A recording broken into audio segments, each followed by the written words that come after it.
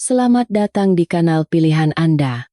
Baru seminggu saya menikah, saya memimpikan kehidupan pengantin baru yang bahagia dalam dekapan cinta suami yang hangat. Namun, mimpi itu hancur berkeping-keping ketika pria yang saya panggil bapak mertua saya datang dengan permintaan yang mengejutkan. Mulai sekarang, gantikan putraku dan layani ayah ini. Pada malam yang menentukan itu, ayah mertua saya membuka pintu kamar saya dan melakukan tindakan mengejutkan yang akan mengguncang seluruh hidup saya. Jika Anda penasaran dengan kebenaran di balik tragedi mengerikan ini, tetaplah di sini dan dengarkan cerita saya sampai akhir. Nama saya Citra. Tahun ini berusia 27 tahun.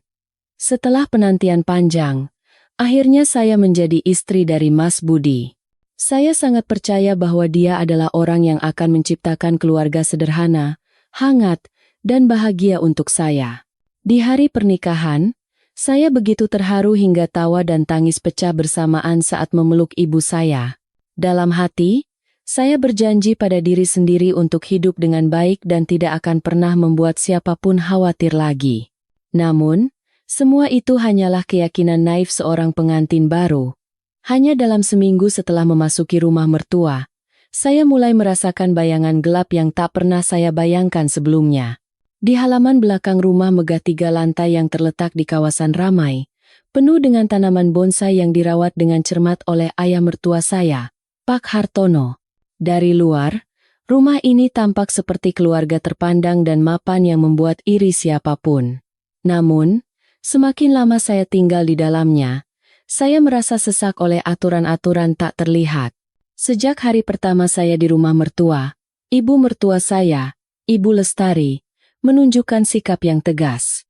Beliau tidak pernah mencubit atau membentak, tetapi tatapan matanya yang tajam saat mengamati saya dan nada bicaranya yang memerintah selalu membuat saya tegang. Saat saya baru saja selesai menyiapkan makan malam, beliau berkata, "Citra, mulai sekarang ingat baik-baik. Bapak itu orang yang makan tepat pada waktunya, jadi jangan sampai terlambat. Rumah ini menjunjung tinggi aturan dan tidak suka melihat yang berantakan, jadi semuanya harus selalu rapi." Saya menunduk dan menjawab, "Baik, Bu," tetapi dalam hati, rasa sesak sudah mulai menghimpit. Suami saya, Mas Budi, sibuk sepanjang hari dengan pekerjaan kantor dan baru pulang larut malam. Dia menyayangi saya, tetapi tampaknya tidak memiliki keberanian untuk membela istrinya di hadapan ibunya. Setiap kali saya ditegur oleh ibunya, dia hanya akan diam-diam meremas tangan saya di belakang punggungnya, seolah memberi isyarat untuk bersabar. Demi kedamaian rumah, saya memilih untuk diam. Saya menasihati diri sendiri bahwa sebagai menantu baru, saya harus bersikap bijaksana. Namun, yang tidak pernah saya duga adalah perhatian dari ayah mertua yang berlebihan, bahkan cenderung aneh. Pak Hartono, yang berusia awal 50 kerapaan, masih memiliki postur tubuh yang tegap dan suara yang rendah serta berwibawa. Selama beberapa hari pertama, beliau memperlakukan saya dengan senyum ramah dan melontarkan pertanyaan-pertanyaan sepele. "Makanannya cocok? Apa ada yang kamu butuhkan? Kalau ada, bilang saja." Saya hanya menganggapnya sebagai perhatian biasa.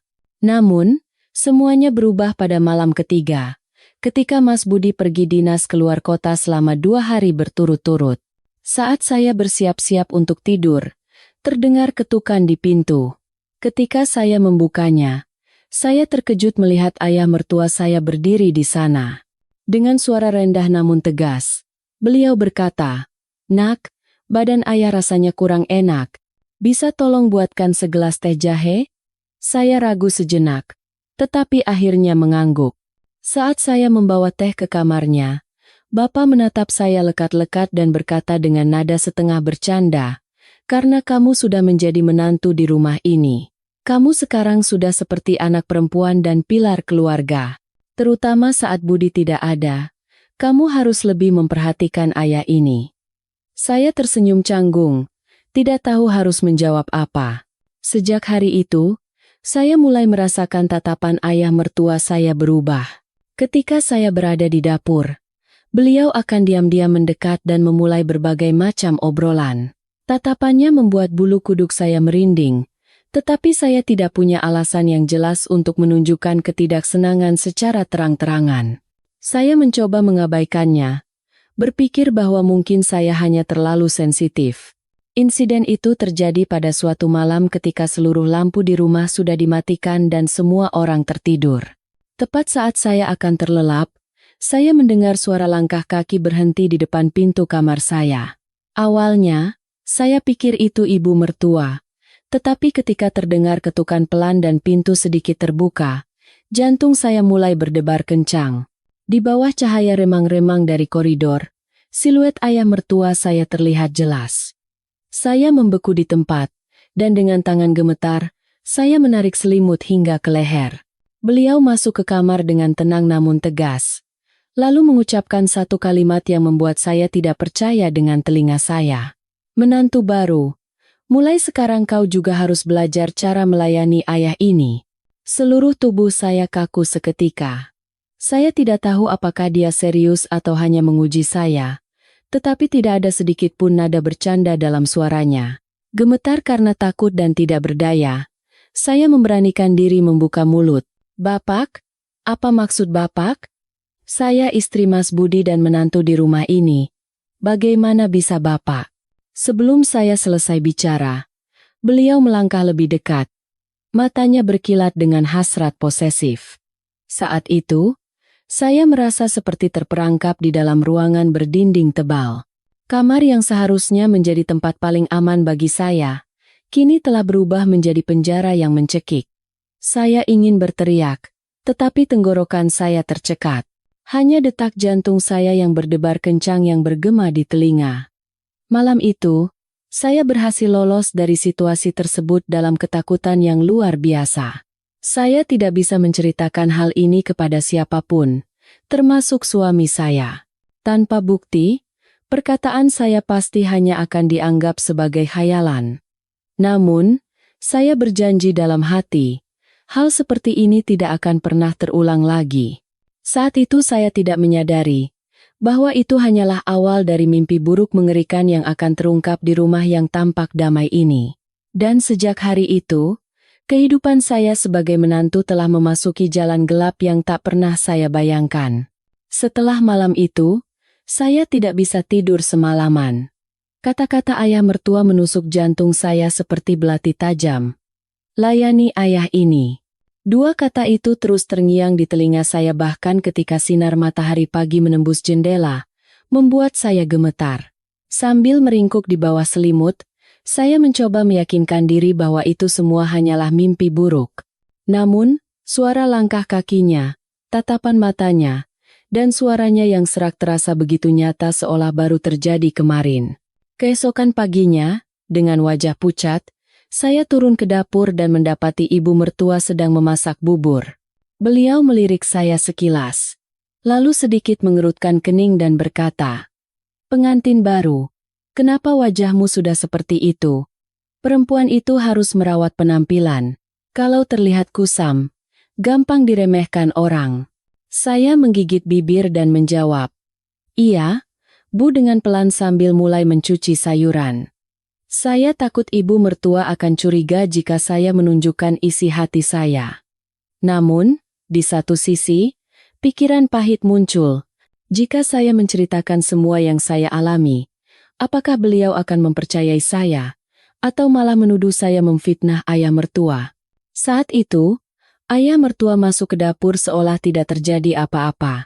Dengan kemeja putih dan rambut yang disisir rapi, beliau menatap saya dengan acuh tak acuh.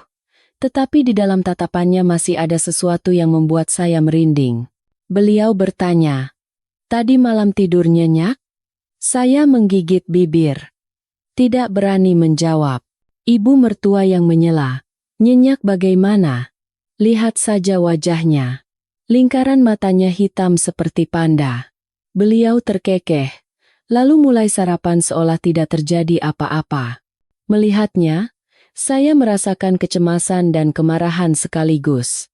Saya ingin segera lari dari rumah ini, tetapi teringat pada ibu saya yang sakit di kampung dan pesan beliau di hari pernikahan. "Kamu harus berusaha. Kebahagiaanmu ada di tanganmu sendiri." Saya tidak bisa kembali dengan tangan kosong hanya setelah seminggu menikah. Siang itu, ketika ibu mertua pergi ke pasar dan Mas Budi belum pulang kerja, ayah mertua tiba-tiba memanggil saya ke ruang tamu. Suaranya terdengar lebih rendah dari biasanya. "Citra, nanti kalau Budi dinas keluar kota lagi, kamu yang harus lebih memperhatikan ayah. Jangan pura-pura polos." Apa yang kukatakan semalam itu sungguhan. Dengan suara gemetar, saya mengerahkan seluruh kekuatan untuk berkata, "Bapak, saya adalah istri Mas Budi dan menantu di rumah ini. Selain berbakti kepada orang tua sebagai kewajiban menantu, saya tidak bisa melakukan hal lain." Tatapan ayah mertua berubah dingin, dan senyum licik tersungging di bibirnya. Beliau berbisik, "Kau pikir aku tidak tahu? Budi memang mencintaimu, tapi dia gila kerja dan membuatmu kesepian. Kamu yang sendirian di rumah juga butuh sandaran. Pikirkanlah jauh ke depan. Semakin kau memberontak, aku tidak akan melepaskanmu." Mendengar kata-kata itu, saya membeku. Jantung saya serasa mau meledak karena amarah dan kebencian. Saya ingin berteriak dan lari keluar, tetapi kedua kaki saya seolah terpaku di lantai. Dengan susah payah, saya berhasil mengucapkan satu kalimat. "Sekali lagi Bapak mengatakan hal seperti itu, saya akan segera pergi dari rumah ini." Beliau menatap saya tajam, lalu tertawa menyeramkan. Saya memegangi dada, gemetar, lalu melarikan diri dari tatapan mengerikan itu dengan alasan akan menyusul ibu mertua ke pasar. Malam itu, Mas Budi pulang. Melihat suami saya makan, saya tidak bisa berkata apa-apa. Berkali-kali saya mencoba untuk menceritakan yang sebenarnya, tetapi lidah saya keluh. Suami saya yang temperamental pasti akan langsung mengkonfrontasi ayahnya jika tahu hal ini. Saya takut jika konflik meledak. Pada akhirnya sayalah yang akan disalahkan sebagai perusak keluarga. Jadi, saya memilih diam. Namun, diam berarti saya harus menanggung semua ketakutan ini sendirian. Malam harinya, saya mengunci pintu kamar rapat-rapat. Suami saya memeluk saya dan berbisik, "Kamu kenapa beberapa hari ini murung dan tidak pernah senyum?" Merasakan keamanan yang sudah lama tidak saya rasakan, saya hampir menangis.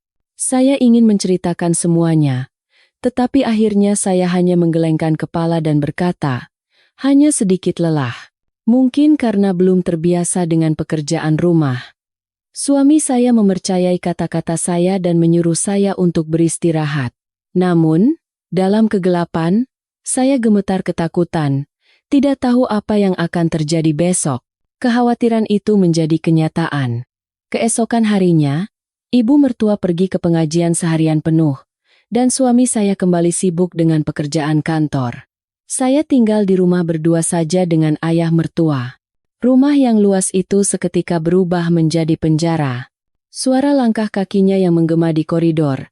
Setiap kali mendekati pintu kamar saya, jantung saya serasa berhenti berdetak. Sekitar tengah hari, beliau mengetuk pintu. "Citra, ada yang ingin ayah minta tolong." Saya tidak punya pilihan selain membuka pintu. Beliau berdiri di sana dengan sehelai handuk dan berkata bahwa cuaca sangat panas, meminta saya untuk mengelap punggungnya. Saya terkejut, tetapi karena tidak ingin membuat masalah, saya mencari alasan. "Akan saya ambilkan segelas air dingin, Pak." Beliau menatap saya lekat-lekat. Tatapan itu seolah ingin menelan saya hidup-hidup. Saya meletakkan gelas air dan bergegas untuk berbalik. Namun, tepat saat saya akan keluar dari kamar, beliau tiba-tiba mencengkeram pergelangan tangan saya dengan kuat. Suaranya kasar. "Sampai kapan kau akan menghindar? Sudah kubilang, jangan membuatku menggunakan kekerasan." Saya menangis karena malu dan menepis tangannya. Dengan suara gemetar, saya berteriak, "Jangan lakukan ini. Sekali lagi Anda begini, saya akan ceritakan semuanya pada Mas Budi." Beliau terdiam sejenak, matanya berkilat marah, tetapi kemudian menahan emosinya dan melepaskan tangan saya. Beliau menggeram, "Baik, lakukan sesukamu. Tapi jangan menyesal." Saya berlari ke kamar, mengunci pintu, lalu duduk dan menangis terseduh-seduh. Ini bukan lagi halusinasi atau kata-kata ambigu. Ini adalah kenyataan mengerikan dan menjijikkan yang mendorong saya ke jurang keputusasaan. Saya sadar, saya tidak bisa bertahan lebih lama lagi seperti ini. Malam itu, untuk pertama kalinya, saya mulai menulis buku harian. Saya mencatat setiap perkataan dan perbuatan ayah mertua secara detail. Ini untuk meninggalkan bukti. Suatu saat nanti, kebenaran harus terungkap. Dan saat itu, saya berpikir bahwa saya memerlukan bukti untuk melindungi diri. Dalam kegelapan, sambil membasahi bantal dengan air mata, saya berjanji pada diri sendiri. Saya tidak akan diam saja menerima perlakuan ini. Jika ayah mertua berani membuka pintu kamar saya lagi, saat itu, saya pasti akan menemukan cara untuk membalikkan keadaan. Namun, saya tidak tahu bahwa apa yang akan datang akan mendorong saya ke situasi yang lebih menakutkan. Dan bahwa orang pertama yang akan mengetahui rahasia ini bukanlah suami saya. Meskipun menulis buku harian yang penuh noda air mata sedikit meredakan ketakutan di hati saya, rasa cemas masih melayang seperti bayangan di setiap sudut rumah ini. Suara ketukan pintu, tatapan sekilas dari ayah mertua, semuanya membuat saya sesak napas. 2 hari kemudian, suami saya kembali pergi dinas. Untuk menghindari tinggal berdua dengan ayah mertua, saya beralasan ingin mengunjungi orang tua saya, tetapi ibu mertua menahan saya. Baru berapa lama menikah sudah mau sering-sering ke rumah orang tua? Nanti orang lain berpikir yang tidak-tidak. Kamu harus membiasakan diri di sini. Apalagi nanti kalau sudah punya anak, akan lebih repot. Mau tak mau, saya menurut. Siang itu, saat saya sedang menjemur pakaian di halaman, tetangga sebelah memanggil saya. Itu Ibu Ratna. Beliau melihat sekeliling, lalu berbisik di telinga saya, "Mbak Citra, saya tidak bisa bicara panjang lebar, tapi Mbak harus hati-hati. Di lingkungan sini, siapa yang tidak tahu tabiat Pak Hartono?" Mbak mengertikan maksud saya? Saya membeku di tempat, dan pakaian yang saya pegang jatuh dari tangan saya yang gemetar. Saat saya hendak bertanya lebih lanjut, ibu mertua keluar dari dalam rumah. Melihat tatapan tajamnya, Ibu Ratna buru-buru pergi. Kata-kata itu terus terngiang di kepala saya sepanjang malam.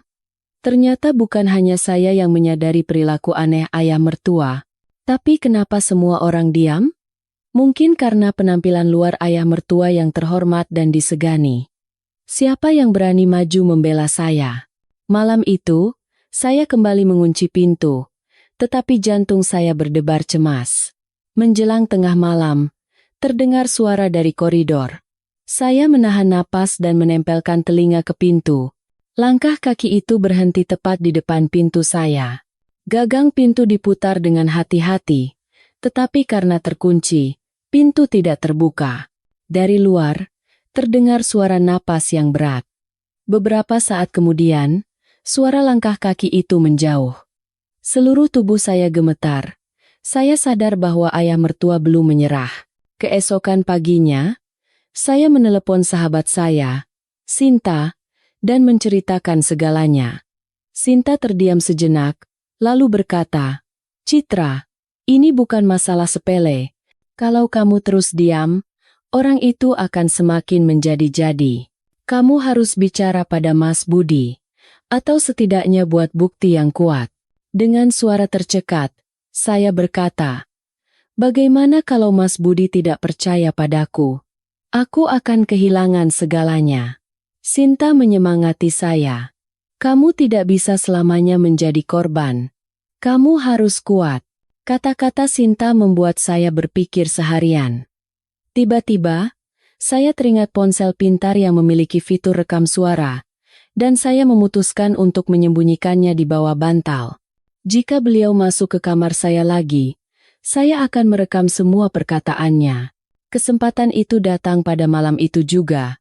Ketika ibu mertua pergi ke acara doa bersama dan suami saya belum pulang, ayah mertua kembali mengetuk pintu. Saya diam-diam tidak membuka pintu. Tetapi beliau berkata dari celah pintu, "Citra, jangan lakukan hal yang sia-sia. Cepat atau lambat, kau harus menerima apa yang kuinginkan. Kau pikir siapa di rumah ini yang akan percaya padamu? Bahkan ibumu sendiri akan berpikir kau berbohong untuk menghancurkan keluarga. Semua perkataannya terekam jelas di ponsel pintar kecil itu. Seluruh tubuh saya gemetar. Tetapi saya melihat secercah harapan. Setidaknya, saya sudah punya bukti. Sekarang tinggal menunggu waktu yang tepat. Namun, tidak semuanya berjalan begitu sederhana. 3 hari kemudian, saya menemukan ponsel pintar yang saya sembunyikan di bawah bantal telah hilang, dan layarnya hancur berkeping-keping. Wajah saya memucat. Jelas sekali beliau curiga dan menemukannya. Rasa putus asa menyelimuti saya. Sekarang beliau akan lebih waspada, dan saya tidak punya senjata apapun untuk melindungi diri. Tepat saat itu, terjadi insiden yang tidak terduga. Larut malam, saat saya baru saja akan terlelap, terdengar ketukan pintu yang tergesa-gesa. Saya ketakutan setengah mati, jantung berdebar kencang, tetapi kemudian terdengar suara lirih, "Mbak, tolong aku." Itu adalah suara adik ipar saya, Yuni, yang baru 2 bulan melahirkan. Saya bergegas membuka pintu dan menarik Yuni masuk ke kamar. Wajahnya pucat pasi, dan tangannya gemetar hebat. "Mbak, tadi Bapak masuk kamarku." Tatapannya aneh sekali. Aku takut sekali, jadi aku lari ke sini. Saya membeku di tempat. Bulu kuduk saya merinding. Bukan hanya saya. Beliau sekarang mulai mengincar putrinya sendiri. Saya memeluk Yuni. Hati saya hancur berkeping-keping. Yuni terisak. "Mbak, aku tidak bisa bilang pada ibu. Ibu tidak akan percaya. Aku hanya bisa mengandalkan Mbak." Saya mengatupkan rahang. Air mata saya pecah. Saat itu, saya sadar bahwa saya tidak bisa lagi diam. Sekarang, saya tidak hanya harus melindungi diri sendiri, tetapi juga Yuni. Dengan susah payah, saya menenangkan diri dan berkata pelan, "Yuni, mulai sekarang, kalau ada apa-apa, langsung datang ke Mbak, ya? Jangan pernah berduaan dengan Bapak. Mbak akan cari cara. Tapi kamu juga harus kuat. Jangan tunjukkan kalau kamu takut." Yuni mengangguk sambil menahan tangis. Malam itu, kami berdua terjaga semalaman sambil saling berpelukan. Hati saya terasa sesak oleh amarah, kesedihan, dan rasa kasihan pada adik ipar saya yang rapuh. Bagaimana bisa seorang ayah dalam sebuah keluarga menjadi iblis yang menebar teror pada menantu dan putrinya sendiri? Keesokan paginya, melihat kami keluar dari kamar bersama, tatapan ayah mertua sejenak menunjukkan keterkejutan, lalu berubah menjadi gelap. Beliau tidak berkata apa-apa, hanya tersenyum tipis. Senyum itu membuat tulang punggung saya merinding. Saya sadar, pertarungan yang sesungguhnya telah dimulai. Tekad baru tumbuh di hati saya. Saya bukan lagi menantu yang hanya pasrah dan bertahan. Saya harus membalikkan keadaan, mengungkap kebenaran, dan memastikan beliau tidak lagi bisa menebar kegelapan di rumah ini. Namun, saya tahu betul, jalan di depan akan sangat terjal. Pak Hartono bukanlah lawan yang mudah. Beliau memiliki status sosial dan reputasi, dan yang terpenting, di hadapan dunia, beliau mengenakan topeng yang sempurna.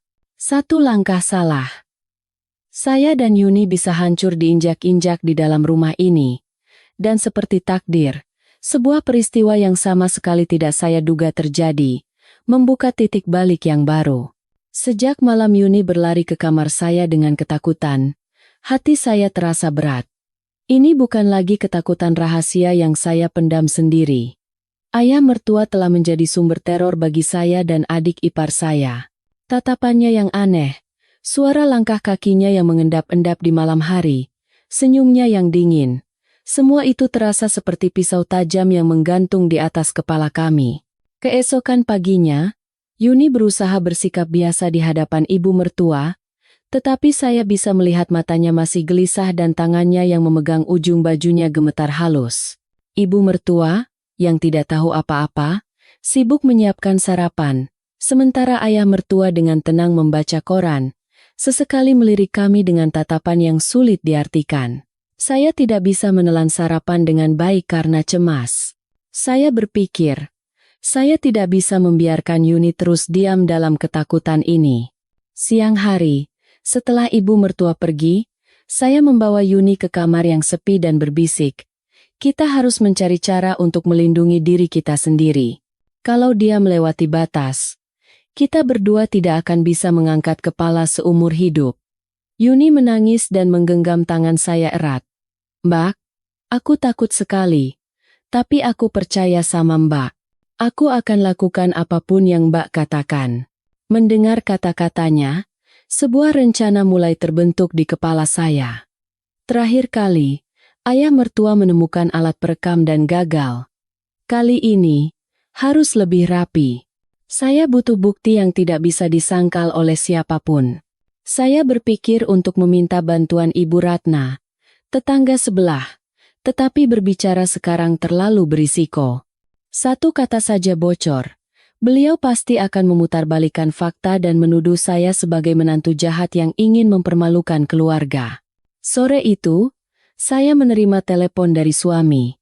Kabar bahwa perjalanan dinasnya diperpanjang 2 hari lagi. Mendengar itu, jantung saya mencelos. Tanpa suami di rumah, saya dan Yuni harus menghadapi bahaya secara langsung.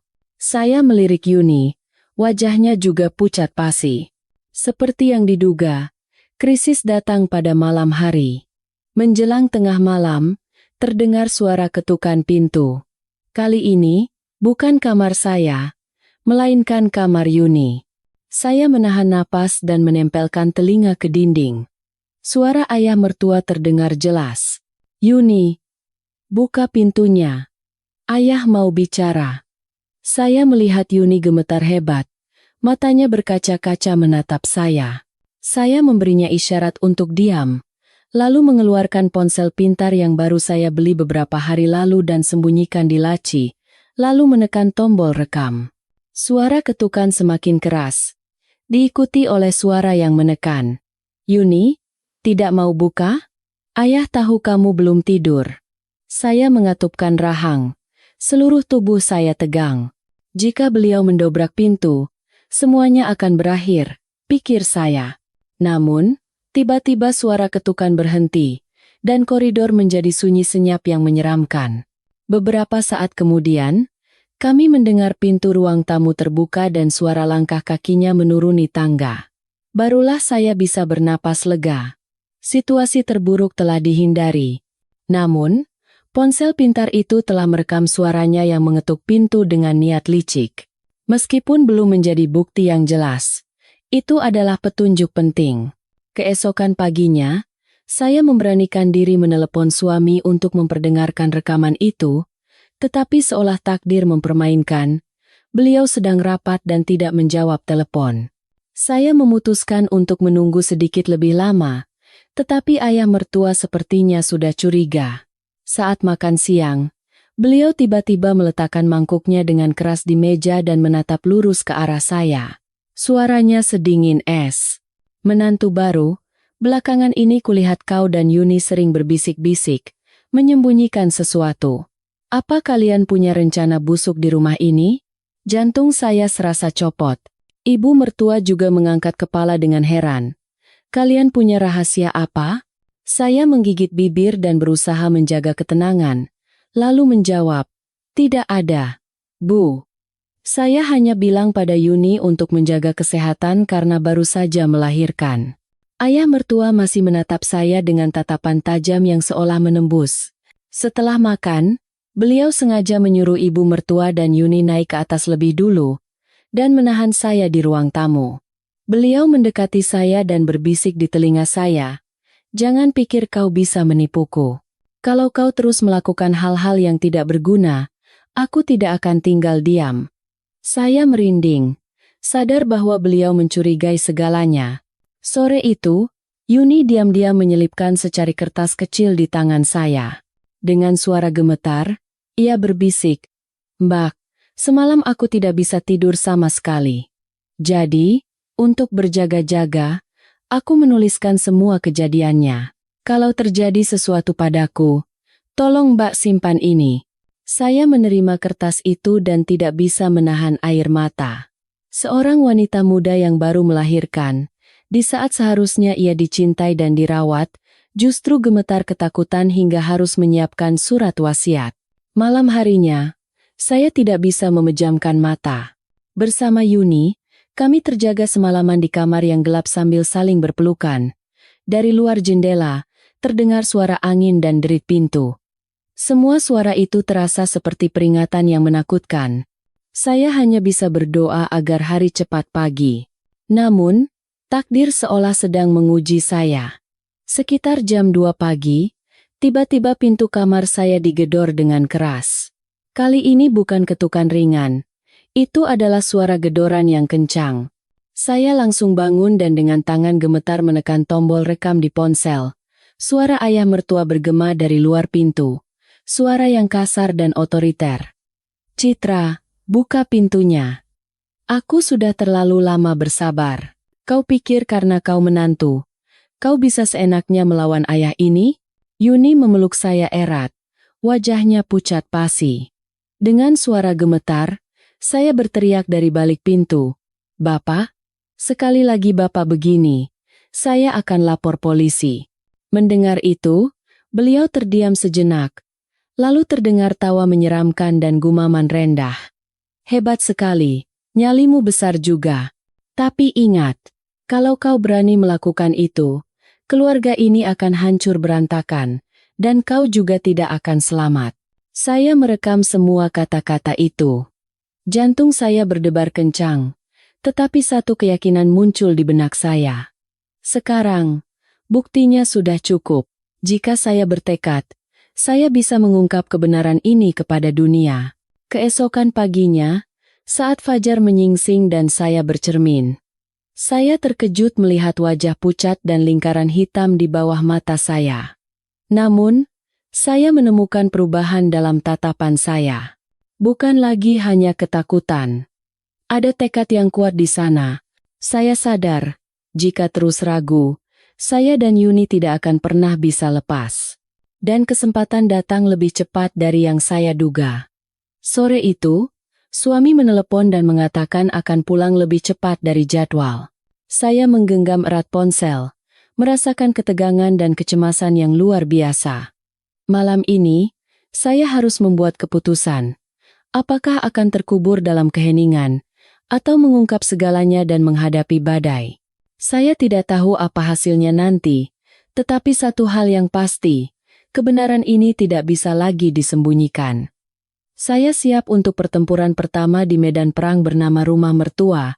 Suami saya pulang sehari lebih cepat dari jadwal. Melihatnya melangkah masuk ke rumah, saya merasa senang sekaligus gemetar. Selama beberapa hari, saya bertahan sendirian dalam ketakutan, dan saya telah menunggu saat ini. Namun, di saat yang sama, rasa cemas yang mengerikan muncul dari lubuk hati saya. Apakah suami saya akan mempercayai saya? Apakah dia punya keberanian untuk menghadapi kebenaran bahwa ayahnya yang begitu dihormatinya ternyata adalah monster yang keji? Saat makan malam, seluruh keluarga berkumpul di meja makan. Dari luar, itu tampak seperti makan malam biasa, tetapi saya dan Yuni hanya saling melirik dengan tegang. Ayah mertua yang duduk di kursi utama masih memasang wajah berwibawa, tetapi sesekali suara sumpitnya yang mengetuk mangkuk terdengar seperti peringatan diam-diam.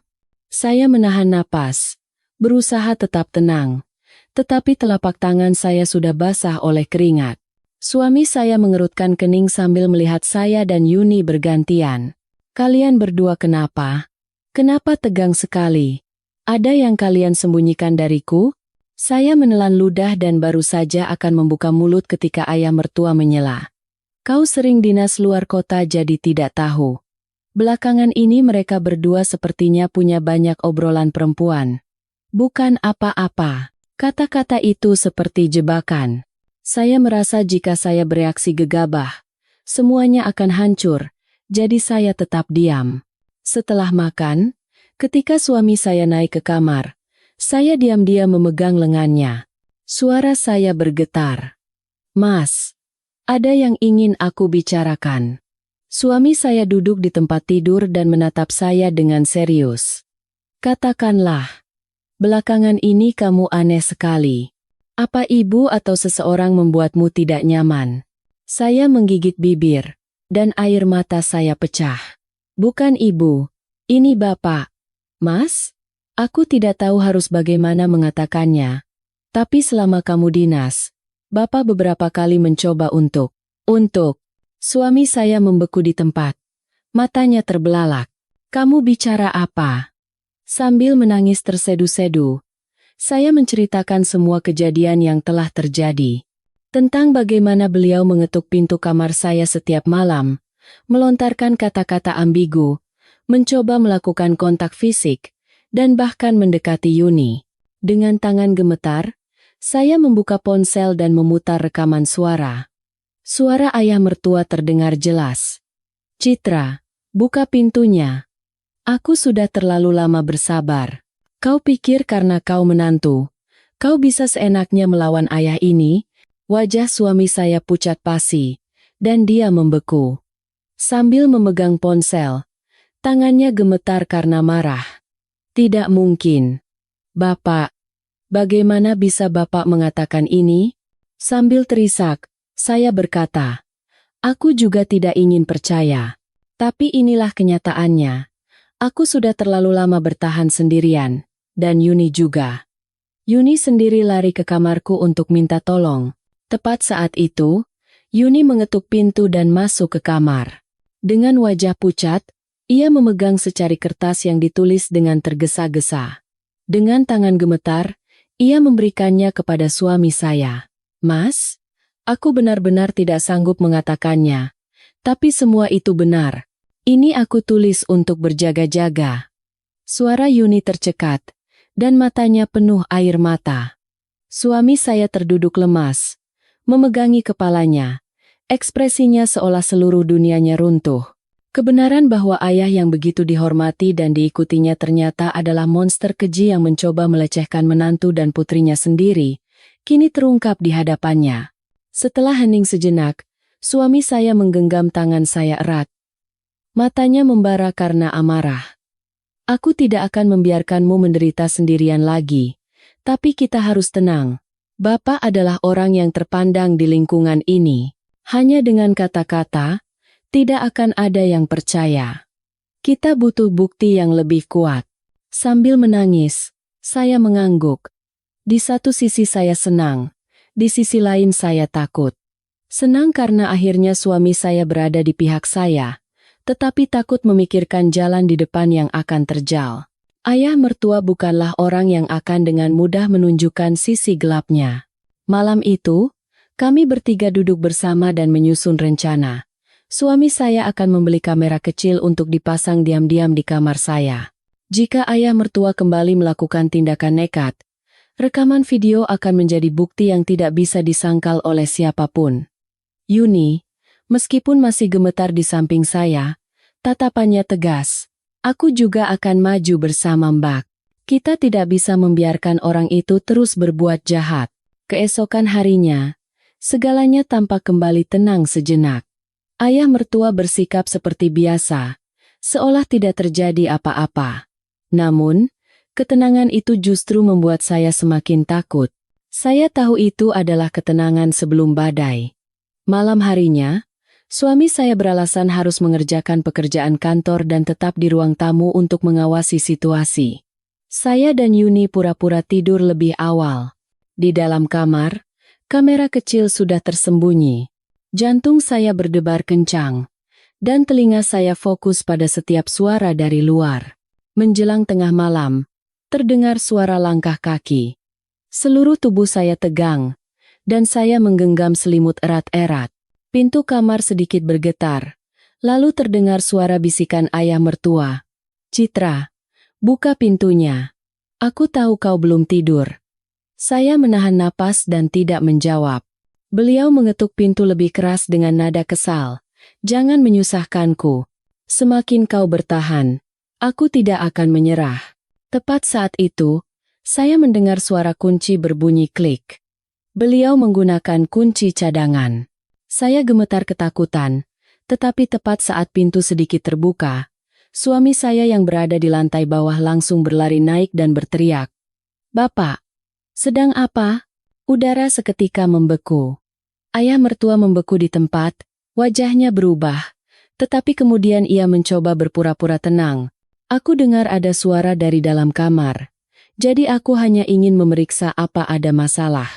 "Kenapa kau berteriak begitu?" Suami saya menatap matanya lurus dan berkata dengan tegas, "Jangan berakting lagi. Saya sudah tahu semuanya. Sekali lagi Bapak melakukan ini, saya tidak akan menganggap Bapak sebagai ayah lagi." Ayah mertua terdiam selama beberapa detik. Lalu tertawa kering, "Anak kurang ajar." Menantunya tidak tahu aturan. Sekarang anaknya pun ikut-ikutan. "Apa seisi rumah ini mau memusuhiku?" Mendengar itu, darah saya seolah membeku. Saya sadar, saat ini, perang yang sesungguhnya telah dimulai. Tidak ada lagi tempat untuk kesabaran dan ketakutan. Kebenaran telah terungkap, dan kami harus bersiap untuk pertempuran mengerikan yang akan terjadi di dalam rumah yang bernama keluarga ini. Setelah malam suami saya berhadapan langsung dengan ayah mertua, udara di rumah yang sudah menyesakan menjadi semakin berat. Saya terjaga semalaman, mendengar dengan jelas desahan tak berdaya suami saya yang berbaring di samping. Dari kamar sebelah, Yuni juga sepertinya tidak bisa tidur. Sesekali terdengar isak tangisnya. Tak ada yang bicara, tetapi kami semua tahu bahwa batas antara aman dan bahaya telah runtuh. Keesokan paginya, suasana di meja makan terasa sangat berat hingga menyesakkan napas. Ayah mertua yang duduk di kursi utama hanya menunduk menatap mangkuk nasinya, tetapi ada senyum misterius di bibirnya. Keheningannya lebih menyeramkan daripada teriakannya semalam. Ibu mertua, yang masih belum menyadari apa-apa, menegur suami saya. "Kenapa kamu membentak ayahmu seperti itu? Semalam berisik sekali." Ibu jadi terganggu. "Ada apa sebenarnya?" Suami saya melirik saya dan Yuni sekilas, lalu menjawab dengan ketus, "Bukan apa-apa, Bu. Saya hanya sedikit keras bicara."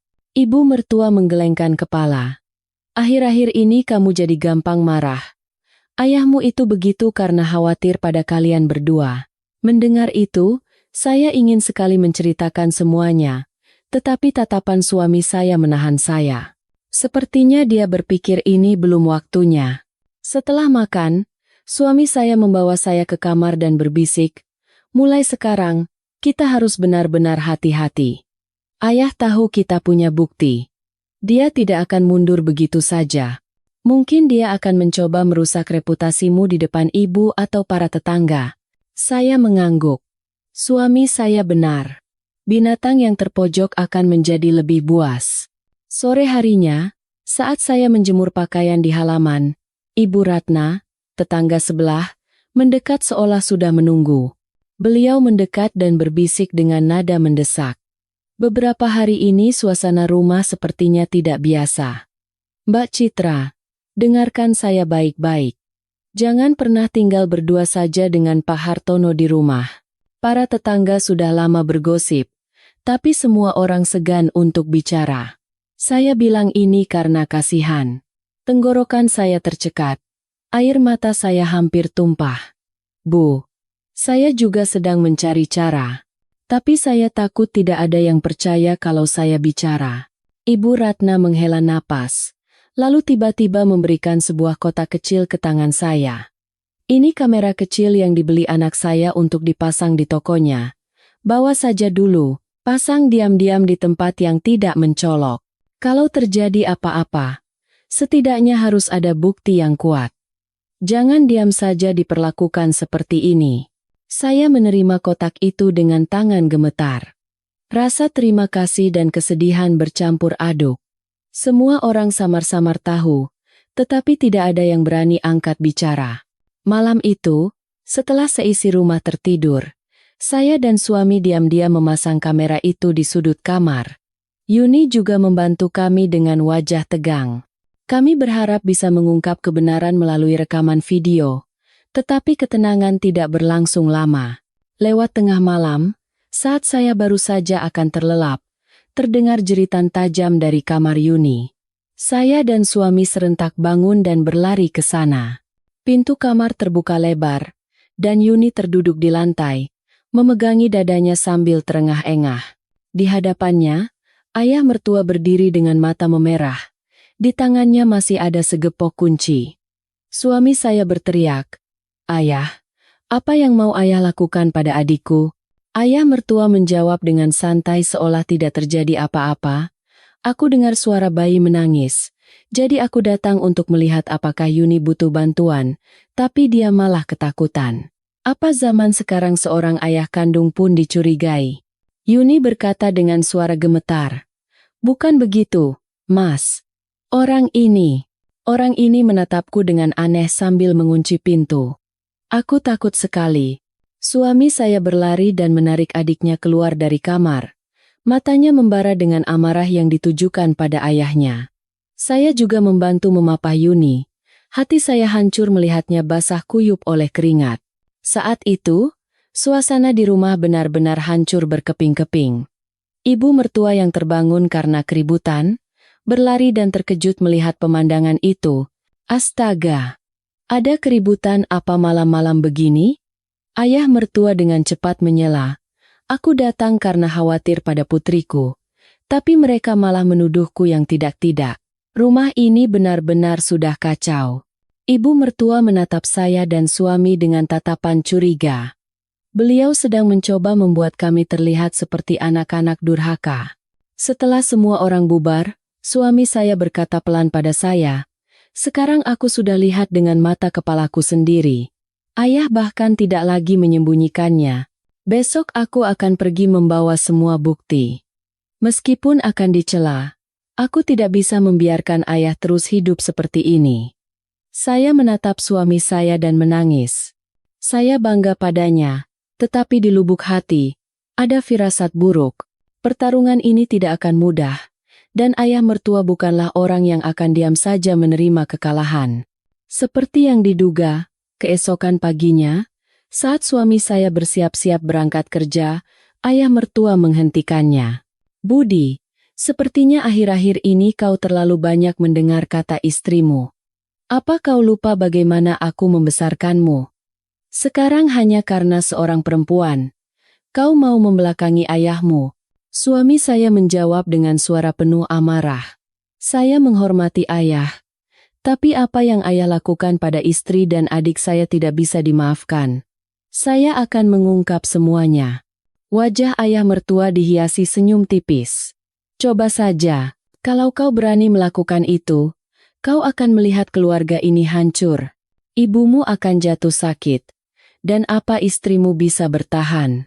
Mendengar itu, tulang punggung saya merinding. Itu bukan lagi ancaman terselubung. Itu adalah deklarasi perang terbuka. Saya sadar, untuk menutupi dosanya, beliau siap menginjak-injak bahkan keluarganya sendiri. Malam itu, di dalam kamar, saya memeluk suami saya erat dan menangis. "Mas, kita harus berpikir dengan sangat hati-hati. Ayah tidak akan tinggal diam. Tapi kalau kita ragu, Yuni dan aku tidak akan punya kekuatan lagi untuk bertahan." Suami saya mengelus kepala saya dan berkata dengan tegas, "Aku tahu, apapun yang terjadi, kita harus saling melindungi. Kita tidak bisa membiarkan dia terus berbuat jahat."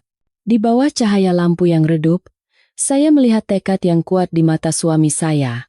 Itu adalah tatapan seorang pria yang memilih untuk menghadapi kebenaran, meskipun tahu jalan yang akan dilalui penuh duri. Namun saya sadar, pertarungan ini bukan lagi sekadar masalah keluarga, melainkan pertarungan hidup dan mati antara kebenaran dan kebohongan, terang dan gelap. Dan saya, sebagai menantu baru, harus berdiri di pusat badai itu. Pagi yang penuh ancaman berlalu, dan rumah yang sudah tegang itu diselimuti keheningan yang menyesakan. Meskipun saya berjalan-jalan di halaman, jantung saya berdebar cemas, dan rasanya semua tatapan di sekitar tertuju pada saya. Di depan para tetangga, ayah mertua masih berakting seperti tidak terjadi apa-apa, memainkan peran sebagai kepala keluarga yang terhormat dan teladan. Namun, saya, suami, Dan Yuni tahu keganasannya yang tersembunyi di balik topeng itu, yang siap menghancurkan segalanya. Saat makan siang, ibu mertua memasak sup buntut sambil bergumam sendiri. Kenapa rumah kita akhir-akhir ini seperti di atas bara api? Ayah murung. Anak laki-lakinya ketus. Menantunya wajahnya suram. Kalian semua mau membuatku gila. Saya menunduk, tidak bisa berkata apa-apa. Urat di tangan suami saya yang memegang sendok menonjol. Tetapi ia menarik napas dalam-dalam, berusaha menjaga ketenangan. Ayah mertua yang duduk di seberang kami tersenyum tipis, seolah mengejek kami.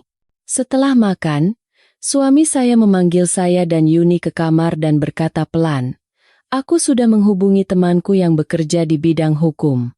Katanya, kalau ada bukti yang kuat, kita bisa menempuh jalur hukum.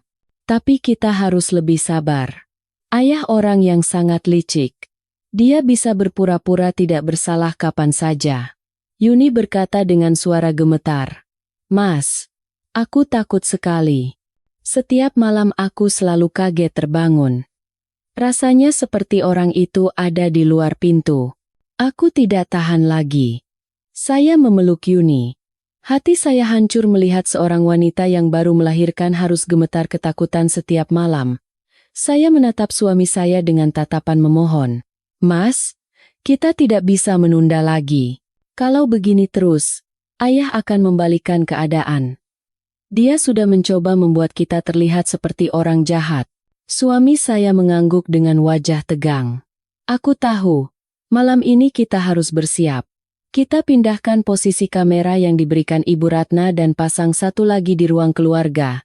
Kalau ayah bergerak lagi, kali ini dia pasti akan menunjukkan wujud aslinya." Malam harinya, seluruh keluarga berkumpul di ruang keluarga menonton TV. Ibu mertua masih dengan polosnya tertawa menonton acara komedi, sementara Yuni duduk dengan wajah pucat sambil menggendong bayinya. Saya di sampingnya berusaha bersikap biasa, tetapi suasana begitu tegang karena tatapan tajam suami saya yang mengikuti setiap gerak-gerik ayah mertua. Sekitar jam 11 malam, ibu mertua menguap dan tidur lebih dulu. Saya mengantar Yuni ke kamarnya, mengunci pintu rapat-rapat, lalu kembali ke kamar saya. Suami saya duduk tepat di samping pintu, menatap keluar dengan mata membara. Malam ini, aku tidak akan memberi ayah kesempatan sedikit pun. Tengah malam, terdengar suara langkah kaki. Saya dan suami menahan napas. Pintu ruang keluarga sedikit terbuka, dan terdengar suara bisikan ayah mertua, "Citra, menantuku yang baik." "Ayah masuk." "Ya."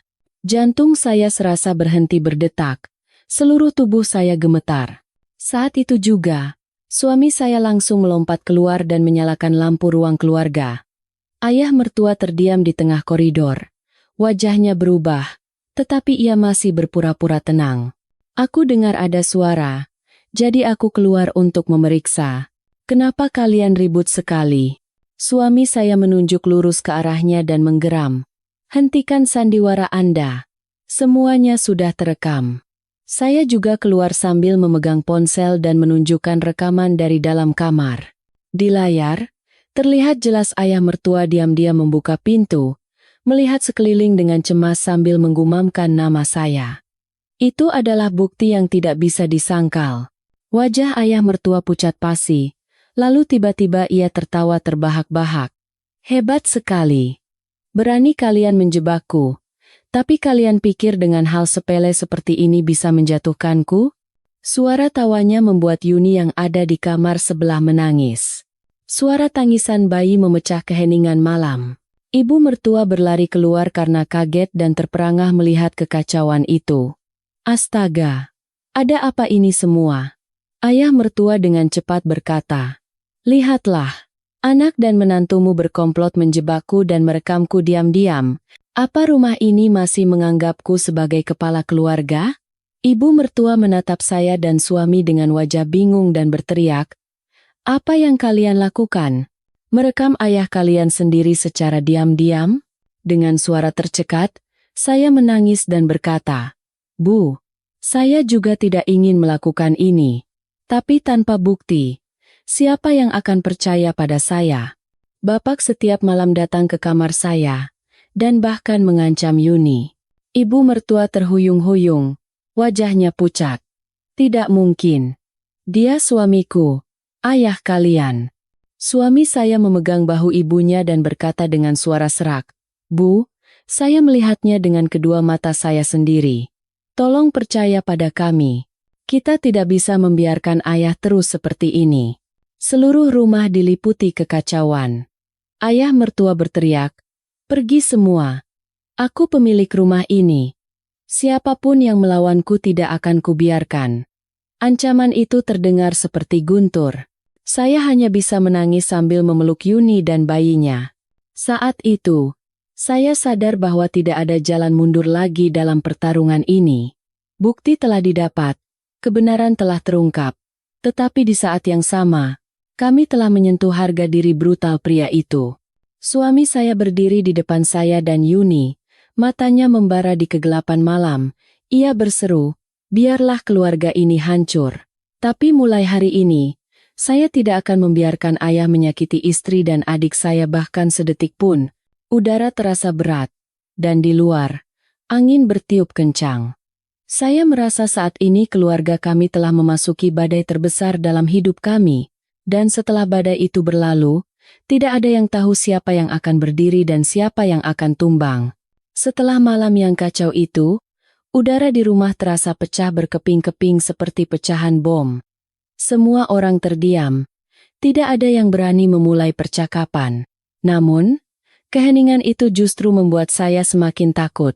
Rasanya seperti permukaan air yang tenang sebelum badai datang. Keesokan paginya, saat saya baru saja selesai menyiapkan sarapan, ibu mertua berteriak dari dalam kamar dengan suara tajam, "Pak, jelaskan kejadian semalam. Kenapa Bapak bisa ada di depan kamar menantu sampai direkam begitu?" Ayah mertua menjawab dengan tawa sinis, tanpa sedikit pun rasa takut. "Kau percaya pada mereka?" Menantu baru itu tidak bisa beradaptasi dengan kehidupan rumah tangga, jadi dia membuat cerita untuk menjatuhkanku. Anak kita sudah dibutakan oleh istrinya dan membelakangi ayahnya. Kau mau percaya padaku? Atau pada anak-anak ingusan itu?" Suara ibu mertua bergetar. "Tapi di rekaman itu jelas ada kamu." Ayah mertua membentak. "Rekaman itu bisa direkayasa. Menurutmu, apa aku sebodoh itu melakukan hal semacam itu di rumah yang ramai ini?" Saya berdiri di luar pintu, merasakan jantung saya berdebar kencang. Ibu mertua adalah orang yang telah mempercayai suaminya seumur hidup. Saya tahu beliau tidak akan mudah menerima kebenaran ini. Seperti yang diduga, saat makan siang, ibu mertua menatap lurus ke arah saya dengan tatapan penuh curiga dan bertanya, "Citra, jujur saja, apa kamu sengaja membuat masalah? Kalau kamu mau menghancurkan keluarga ini karena konflik sepele, aku tidak akan memaafkanmu." Kata-kata itu menusuk jantung saya seperti pisau tajam. Dengan suara tercekat, saya menangis. "Bu, saya tidak pernah berharap keluarga ini hancur. Tapi semua yang saya katakan adalah kebenaran. Yuni juga mengalaminya. Kalau tidak percaya, tanyakan saja pada Yuni." Yuni, sambil memeluk bayinya erat-erat, dengan bibir pucat pasi, berkata dengan susah payah, "Bu, apa yang dikatakan Mbak Citra benar. Aku takut sekali. Setiap malam aku gemetar sampai tidak bisa tidur. Aku tidak mau berduaan dengan Bapak lagi." Mendengar itu, ibu mertua terkejut hingga menjatuhkan sendoknya. Namun, ayah mertua langsung menggebrak meja dan berteriak, "Diam semua. Kalian semua benar-benar tidak tahu malu. Berani-beraninya memfitnahku." Seluruh rumah membeku. Hanya suara tangisan bayi yang terdengar nyaring. Saya memeluk Yuni, dan suami saya, dengan wajah memerah, menahan amarahnya. Sore harinya, cerita ini mulai bocor keluar rumah. Entah bagaimana, para tetangga mulai berbisik-bisik. Katanya di rumah Pak Hartono ada masalah besar. Anak dan menantunya merekam ayahnya sendiri. Sepertinya ada masalah yang rumit. Saat saya pergi ke pasar, Puluhan pasang mata mengikuti saya, berbisik-bisik di belakang saya. Saya ingin berteriak bahwa mereka tidak tahu apa-apa. Tetapi saya hanya menggigit bibir dan berlalu. Saya menelan amarah dan ketakutan dalam hati. Ayah mertua selangkah lebih maju, membuat kami terlihat seperti orang jahat. Malam itu, suami saya menelepon teman pengacaranya dan menjelaskan situasinya. Dari seberang telepon, terdengar suara rendah temannya. Untuk menempuh jalur hukum atau meminta bantuan pengadilan, dibutuhkan bukti yang lebih kuat. Rekaman video malam hari yang buram mungkin tidak cukup. Tapi jika kejadian ini berulang kali dan ada saksi, peluang menang ada. Suami saya mengerutkan kening sambil menggenggam telepon. Tapi kalau menunggu lebih lama, istri dan adikku tidak akan sanggup bertahan. Temannya menghela napas. Aku mengerti, tapi harus dihadapi dengan hati-hati. Melawan secara frontal sekarang terlalu berisiko. Di sampingnya, hati saya campur aduk. Menunggu lebih lama terasa mengerikan. Bertindak sekarang terasa berbahaya. Tepat pada malam itu, ayah mertua menyerang kami dengan cara baru. Setelah makan malam, beliau menatap lurus ke arah saya dan berkata dengan jelas, "Sejak kau datang, rumah ini jadi ribut terus. Jujur saja, kalau kau merasa sulit tinggal di sini, pergi saja. Jangan tinggal di sini hanya untuk membuat masalah." Saya membeku di tempat. Ibu mertua menatap saya dengan dingin. "Citra, dengarkan kata bapakmu. Katanya, kalau menantunya baik, rumah akan damai. Sejak kau datang, tidak ada sehari pun yang tenang. Pikirkan baik-baik." Saya akhirnya menangis dan terduduk di meja makan. Yuni segera memapah saya. Matanya juga berkaca-kaca. Suami saya meletakkan mangkuknya dengan keras dan menggeram. "Cukup, kalau ada yang harus pergi dari rumah ini, itu bukan istri saya." Suasana diambang ledakan, dan ayah mertua menggebrak meja sambil berteriak, "Anak kurang ajar, hanya karena seorang perempuan. Kau berani melawan ayahmu? Kau lupa siapa yang membesarkanmu?" Suami saya menatap mata ayahnya lurus dan berkata dengan tegas, "Saya tidak lupa. Tapi mulai hari ini, saya tidak akan membiarkan ayah menyakiti keluarga saya lagi." Melihat pertengkaran sengit itu, ibu mertua terduduk lemas di kursi, wajahnya pucat pasi dan gemetar. Beliau berbisik, "Astaga, keluarga ini benar-benar akan hancur." Saya berlari memapahnya dan berkata dengan suara serak, "Bu, tolong percaya pada kami. Saya juga tidak ingin keluarga ini hancur. Tapi kalau kita terus diam, itu justru akan menghancurkan segalanya." Ibu mertua menutupi wajahnya dan menangis. Saya tahu beliau sedang berkonflik antara kepercayaan pada suaminya dan penderitaan anak-anaknya. Malam itu, suami saya tidak bisa tidur. Beliau duduk diam di ruang keluarga, menatap ponsel berisi rekaman suara dan catatan dengan mata memerah. Saat saya mendekat dan duduk di sampingnya, beliau berbisik, "Aku sudah memutuskan. Besok aku akan mengajukan gugatan melalui temanku. Meskipun ibu akan sakit hati dan tetangga akan menuding, aku tidak bisa terus membiarkan kegelapan ini." Saya menangis. Saya tahu jalan di depan akan terjal. Tetapi kami tidak punya tempat untuk mundur lagi. Dari celah jendela rumah, terdengar suara angin malam bercampur dengan isak tangis bayi. Semuanya seolah menandakan bahwa besok akan menjadi titik balik yang tidak bisa diubah.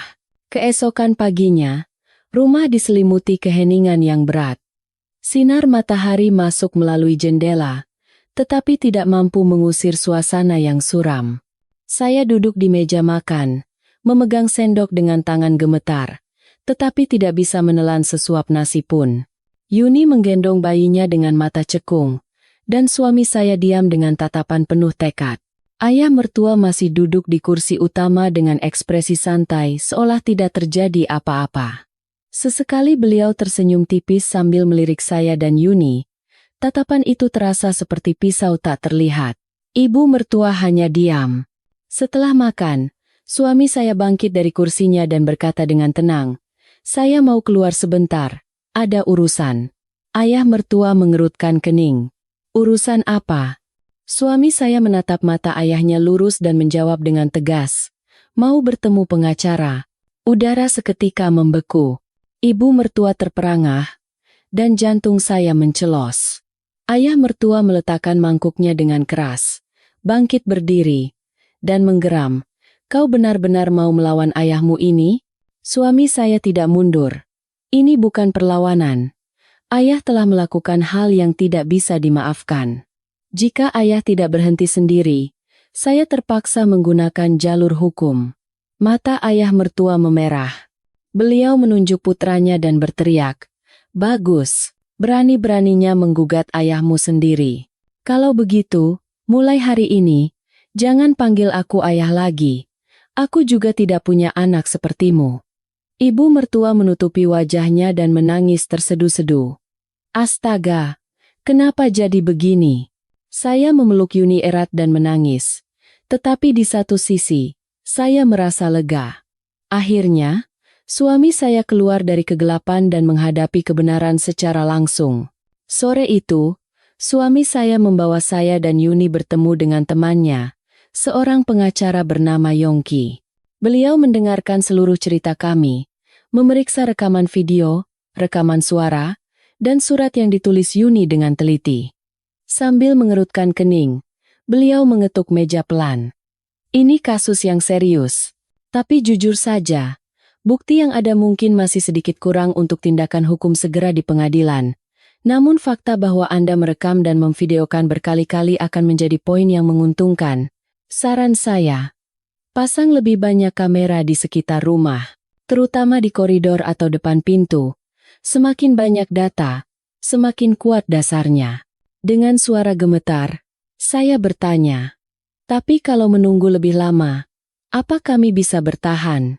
Yongki menjawab dengan suara rendah, "Saya mengerti. Tapi saat melawan orang yang memiliki status sosial, tidak boleh ada satu kesalahan pun. Satu celah kecil bisa membuat semua usaha sia-sia." Suami saya menggenggam tangan saya erat dan mengangguk. "Baik, kami akan bersabar." Dalam perjalanan pulang, hati saya terasa berat. Ayah mertua duduk di sofa, mengawasi setiap gerak-gerik kami dengan tatapan tajam. Saat saya menggendong bayi Yuni dan hendak masuk ke kamar, beliau berkata dengan suara menggeram, "Sebaiknya kalian hati-hati. Jangan pikir karena sudah bertemu pengacara, kalian bisa lepas dariku. Aku ini orang yang sudah makan asam garam kehidupan. Aku tidak akan kalah oleh anak-anak ingusan seperti kalian." Saya merinding dan bergegas menutup pintu. Malam itu, suami saya memasang 2 kamera kecil tambahan di koridor dan tangga. Saya dan Yuni menyaksikannya dengan hati berdebar. Kami berharap wujud aslinya akan terungkap sekali lagi. Dan seperti takdir, malam itu juga, ayah mertua bergerak lagi. Sekitar jam 2 pagi, terdengar suara langkah kaki yang berat. Kamera menangkap sosoknya dengan jelas. Beliau mendekati pintu kamar Yuni, memegang segepok kunci sambil melihat sekeliling. Tepat saat beliau hendak memasukkan kunci ke lubang kunci dan memutarnya, Yuni menjerit. Saya dan suami berlari keluar. Suami saya merebut kunci dari tangannya dan berteriak, "Ayah, apa yang ayah lakukan lagi?" Ayah mertua, dengan wajah memerah, berteriak, "Aku hanya ingin memeriksa apakah anak itu sudah mengunci pintu dengan benar. Tapi kalian malah menjebakku." Suami saya melempar kunci ke lantai dan berteriak, "Cukup, semuanya sudah terekam. Sekarang Anda tidak bisa mengelak lagi." Yuni gemetar sambil menggendong bayinya, dan saya berlari memapahnya. Jantung saya serasa mau meledak. Kali ini, kami berhasil mendapatkan bukti yang jelas dan tidak bisa disangkal oleh siapapun. Keesokan paginya, suami saya membawa semua rekaman video, rekaman suara, dan dokumen ke kantor pengacara. Yongki memeriksa semua materi dan mengangguk. "Sekarang sudah cukup. Saya akan membantu proses pengajuan gugatan. Mulai hari ini, kalian harus ekstra hati-hati." Begitu beliau tahu hal ini, beliau pasti akan mengamuk. Sesuai prediksinya, Sore itu, setelah mengetahui bahwa suami saya telah mengajukan gugatan, ayah mertua marah besar. Beliau memecahkan cangkir teh di ruang keluarga dan berteriak, "Para pengkhianat, berani-beraninya kalian menggugatku. Apa kalian mau aku masuk penjara? Bagus, akan kubunuh kalian semua." Ibu mertua pingsan di kursi sambil menangis, dan saya gemetar sambil memeluk Yuni dan bayinya. Suami saya berdiri di depan kami dan berkata dengan tegas, "Semakin ayah seperti ini, semakin jelas kejahatan ayah. Hukum tidak akan memaafkan." Ayah mertua tertawa seperti orang gila, matanya memerah, dan berkata, "Bagus, aku juga tidak punya anak seperti kalian. Keluarga ini berakhir hari ini. Semua ini karena ulah kalian sendiri." Teriakannya menggema di seluruh rumah, lebih menakutkan dari suara angin di luar.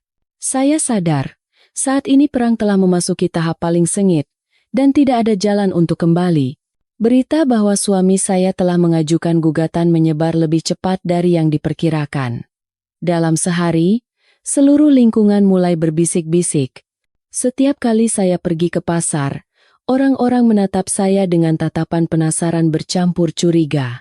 Beberapa menatap kasihan, tetapi beberapa tidak melepaskan tatapan curiga mereka. Entah apa yang sebenarnya terjadi, tapi menantu menggugat mertua. Jangan-jangan dia mengincar harta warisan? Saya gemetar mendengar bisikan itu, tenggorokan saya tercekat. Saya ingin berteriak menjelaskan, tetapi akhirnya saya hanya diam dan berbalik. Saya tahu, hanya kebenaran yang diakui oleh hukumlah yang bisa menyelamatkan kami. Di rumah, kondisi ibu mertua semakin memburuk. Beliau bahkan tidak punya tenaga untuk berteriak lagi, hanya duduk termenung. Saat saya mendekat dan berkata dengan memohon, "Bu, tolong percaya pada kami. Saya tidak berbohong." Ibu mertua menutupi wajahnya dan menangis. "Aku tidak tahu harus percaya pada siapa. Dia suamiku. Seumur hidup bersamanya, aku tidak pernah membayangkan dia akan melakukan hal seperti itu. Tapi melihat mata kalian, rasanya begitu tulus. Astaga, kenapa nasibku begini?" Saya memeluknya dan kami menangis bersama. "Bu, saya hanya berharap ibu berada di pihak kebenaran. Saya tidak ingin keluarga ini hancur. Tapi jika kita terus diam, kita semua akan ditelan kegelapan." Sementara itu, ayah mertua mulai bergerak secara agresif. Beliau berkeliling ke seluruh lingkungan, bercerita bahwa menantu dan anaknya telah memfitnahnya. Beliau mengatakan bahwa saya telah berselingkuh dan suami saya dikendalikan oleh istrinya. Beliau menangis, mengeluhkan nasibnya, dan tidak sedikit orang yang merasa iba padanya. Suatu sore, saat saya baru saja keluar dari pasar, seorang ibu-ibu memegang lengan saya dan berkata pelan, "Mbak Citra, hati-hati ya. Pak Hartono bilang ke seluruh lingkungan kalau Mbak Citra berbohong dan membuat konspirasi untuk menguasai rumah." Orang-orang mulai percaya padanya. Saya membeku di tempat, air mata saya tumpah. Saya tidak menyangka beliau bisa sekejam itu. Namun, saya menyeka air mata dan berjanji pada diri sendiri. Semakin saya merasa teraniaya, saya harus semakin kuat. Jika saya runtuh sekarang, semuanya akan berakhir. Saat itu, polisi mulai memanggil kami secara resmi. Saya, suami, dan Yuni, dengan hati berdebar, memberikan kesaksian detail tentang semua yang telah terjadi.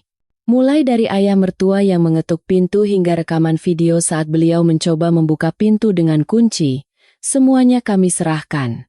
Penyidik yang bertugas mencatat dengan saksama dan berkata, "Ini adalah masalah sensitif karena melibatkan keluarga, tetapi rekaman video dan suara yang Anda serahkan cukup menjadi dasar bagi kami untuk memperluas penyelidikan. Tenang saja, hukum akan melindungi korban."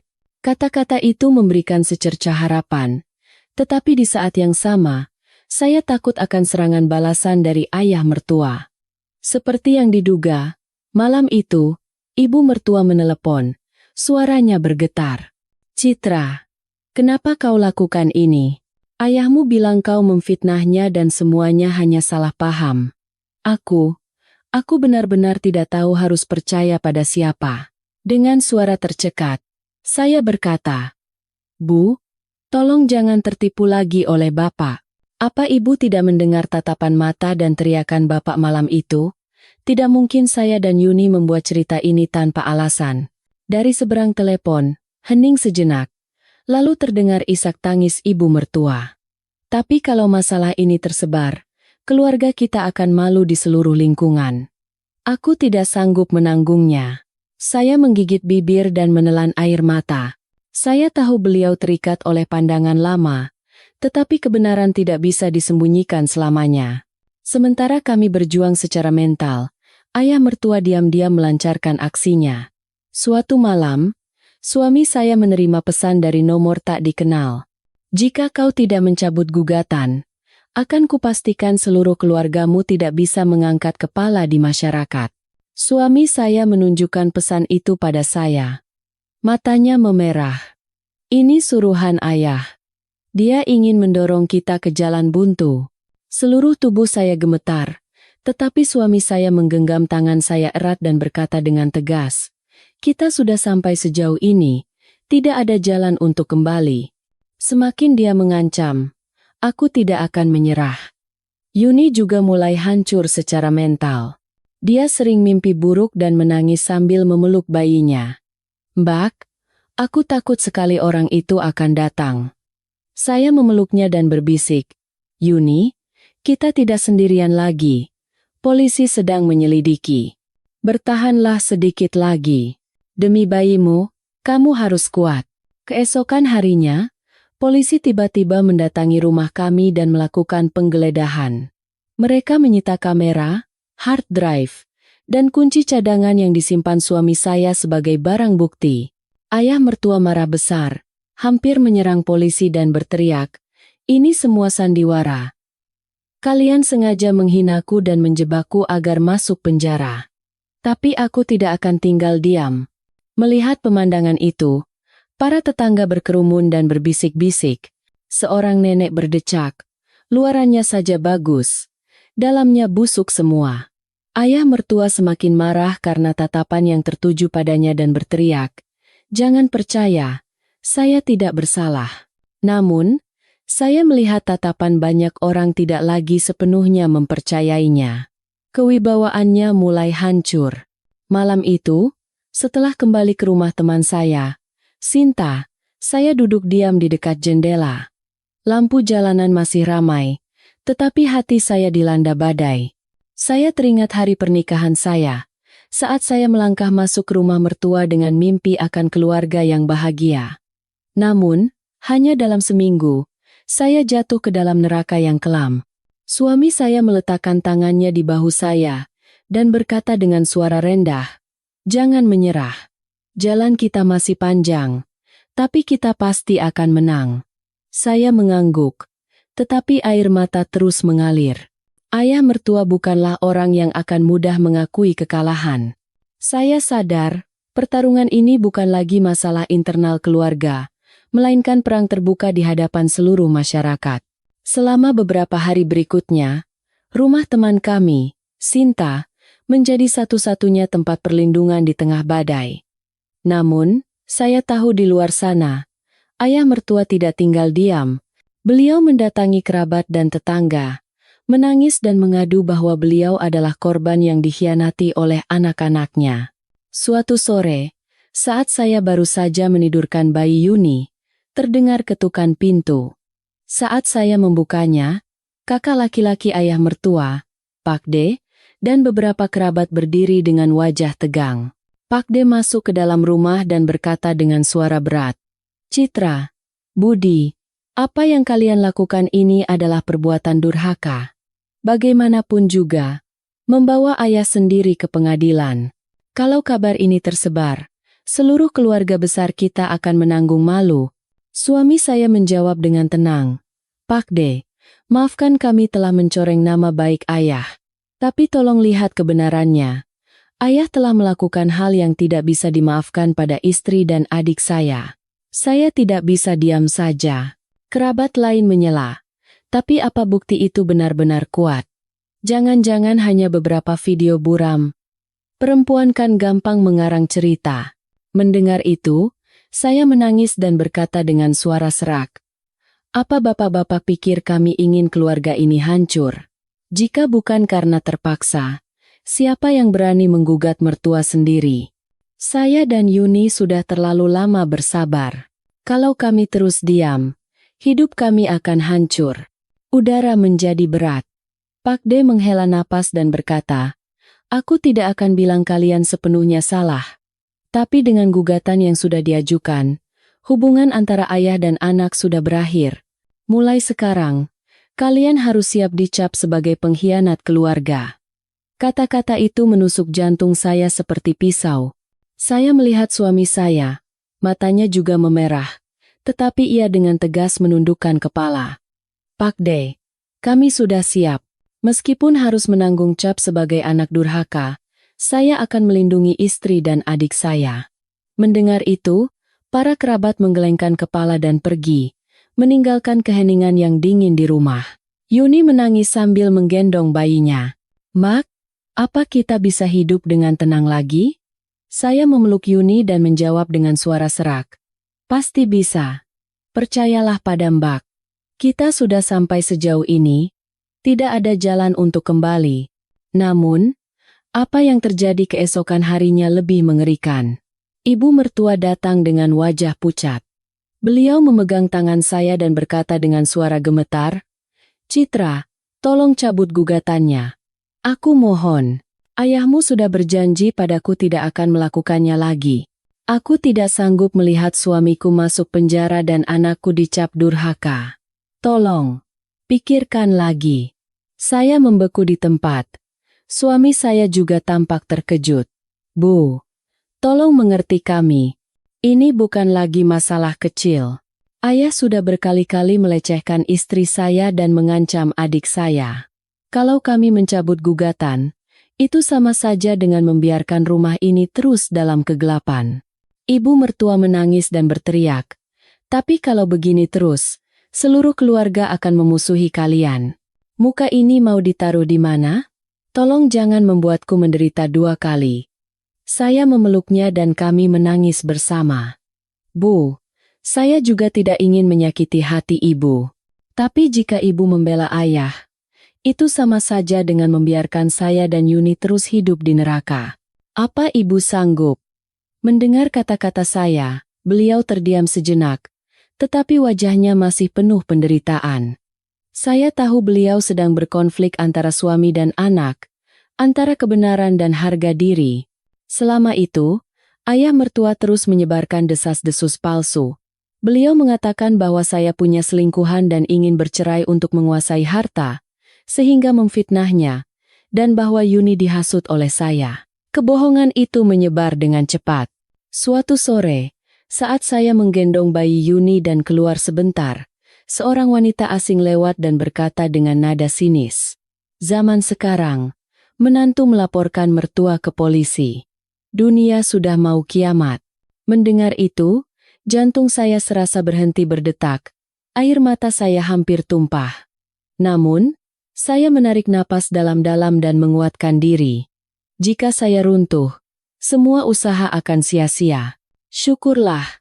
Dari pihak kepolisian ada pergerakan yang jelas. Mereka memanggil lebih banyak tetangga untuk dimintai keterangan. Di antara mereka ada Ibu Ratna, yang pertama kali memperingatkan saya. Di hadapan penyidik, beliau berkata dengan jelas, "Saya beberapa kali melihat Pak Hartono diam-diam keluar malam hari dan mondar-mandir di depan kamar menantu dan putrinya. Dulu saya takut untuk bicara, tapi sekarang saya bisa bersaksi dengan pasti." Kesaksiannya bagaikan secercah cahaya di tengah kegelapan. Saya menangis, dalam hati berterima kasih padanya, tetapi di saat yang sama, ayah mertua semakin mengamuk. Malam itu, beliau menelepon suami saya dan menggeram, "Hebat sekali. Berani kau melibatkan para tetangga. Akan kupastikan kalian menyesal seumur hidup." Suami saya menggenggam telepon dan menjawab dengan tegas, "Saya tidak takut lagi. Kebenaran pasti akan menang." Setelah telepon itu, kami hidup dalam kecemasan setiap hari. Tatapan yang menghujani setiap kali kami keluar. Suara sekecil apapun di malam hari membuat Yuni terkejut. Namun, di saat yang sama, kami melihat secercah cahaya.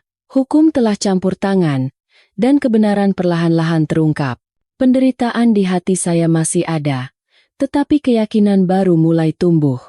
Saya tahu jalan di depan akan terjal, tetapi saya, suami, dan Yuni berjanji akan menjalaninya bersama sampai akhir. Ini bukan lagi sekadar melindungi diri kami sendiri, melainkan perjuangan untuk mendapatkan keadilan bagi semua perempuan yang terperangkap dalam kegelapan bernama keluarga.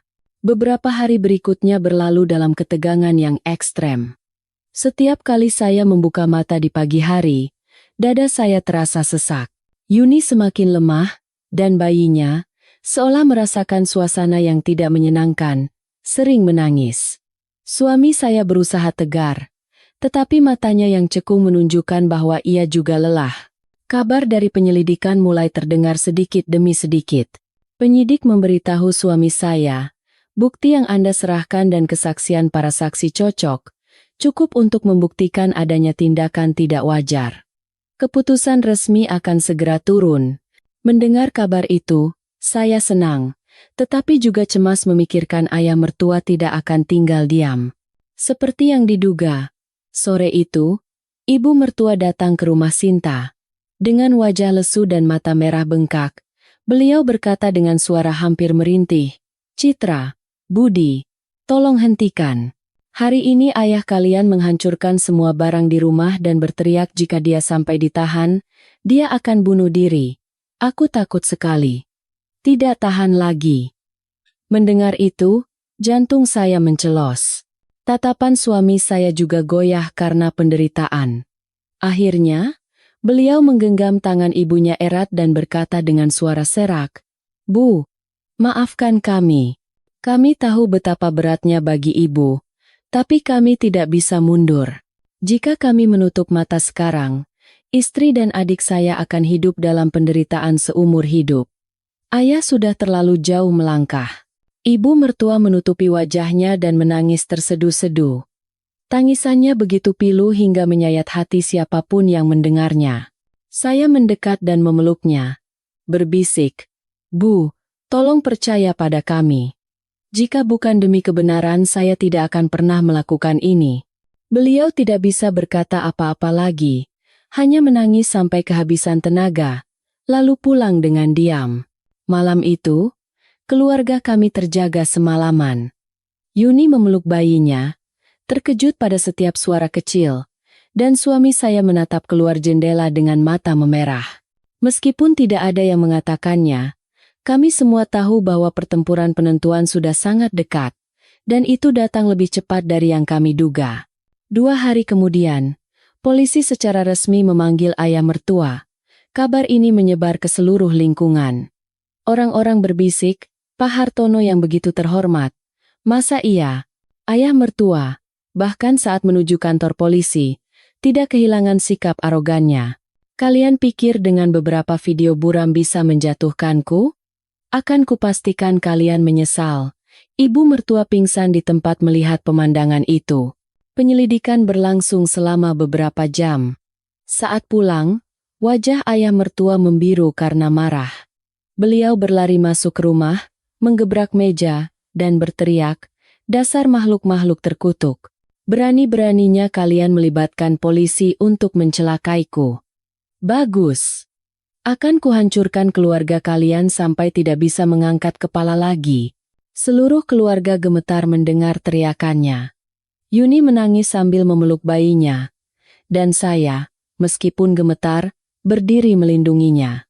Suami saya mendekat dan berkata dengan mata membara, "Semakin ayah seperti ini, semakin ayah menunjukkan wujud asli yang keji. Hukum tidak akan pernah memaafkan." Ayah mertua dengan gila mengangkat tangannya hendak menampar suami saya, tetapi untuk pertama kalinya, suami saya menggenggam erat pergelangan tangan ayahnya. "Saya sudah cukup sabar. Kalau mau memukul, pukul saja. Tapi saya tidak akan mundur lagi." Udara menjadi sangat berat. Ayah mertua menarik tangannya, menatap kami dengan mata membara, lalu membanting pintu kamarnya. Malam itu, kembali datang pesan dari nomor tak dikenal. Jika kau tidak mencabut gugatan, akan kupastikan ibumu tidak bisa mengangkat kepala di keluarga. Akan kuseret kalian semua ke dalam lumpur. Suami saya membaca pesan itu dan mengepalkan tangannya hingga berdarah. Saya meletakkan tangan di bahunya dan berbisik, "Mas, aku takut sekali. Tapi kalau kita mundur sekarang, semua penderitaan yang kita alami akan sia-sia." Suami saya menatap saya dan berkata dengan tegas, "Aku tidak akan mencabutnya. Meskipun seluruh dunia memusuhi kita, aku tidak akan menyerah." Keesokan harinya, polisi memanggil lebih banyak tetangga untuk dimintai keterangan. Ibu Ratna sekali lagi menjadi saksi dan bersaksi bahwa ia melihat perilaku mencurigakan ayah mertua. Beberapa tetangga lain juga mengaku mendengar suara aneh di malam hari. Kesaksian-kesaksian itu membuat ayah mertua semakin gila. Beliau mengumpulkan semua kerabat di rumah dan berteriak di halaman, "Dengarkan baik-baik. Anakku durhaka, menantuku memfitnahku, dan putriku pengecut. Kalian mau percaya pada mereka atau padaku?" Banyak kerabat yang diam. Beberapa menggelengkan kepala dan menghela napas. Saya merasa kebenaran mulai lebih berat daripada kebohongan. Sore itu, ibu mertua datang lagi menemui kami. Beliau duduk lemas di kursi dan berkata dengan suara serak, "Anak-anakku, sepertinya ibu yang salah." Ibu terus mencoba untuk mempercayainya. Saat ditanya polisi, ibu tidak tahu harus menjawab apa. Hati ini sakit, tapi sepertinya sekarang ibu harus berada di pihak kebenaran. Mendengar kata-kata itu, air mata saya mengalir deras seperti hujan. Saya memeluknya, merasakan bahunya yang bergetar. Suami saya juga menunduk dan berkata dengan suara serak, "Bu, jika ibu percaya pada kami akan 10 kali lebih kuat." Malam itu, untuk pertama kalinya dalam beberapa bulan, saya melihat harapan yang nyata. Namun, saya juga tahu, semakin kebenaran terungkap, perlawanan terakhir ayah mertua akan semakin sengit, dan itu bisa membawa keluarga kami ke persimpangan antara hidup dan mati. Akhirnya, hari yang menentukan tiba. Setelah berbulan-bulan penyelidikan, pihak berwenang secara resmi mengumumkan hasil investigasi mereka. Seluruh keluarga, kerabat, dan banyak tetangga berkumpul di balai warga untuk mendengar hasilnya. Langit hari itu terasa berat, seperti hati kami. Di salah satu sisi aula yang luas, ayah mertua duduk. Wajahnya pucat, tetapi tatapannya masih menantang.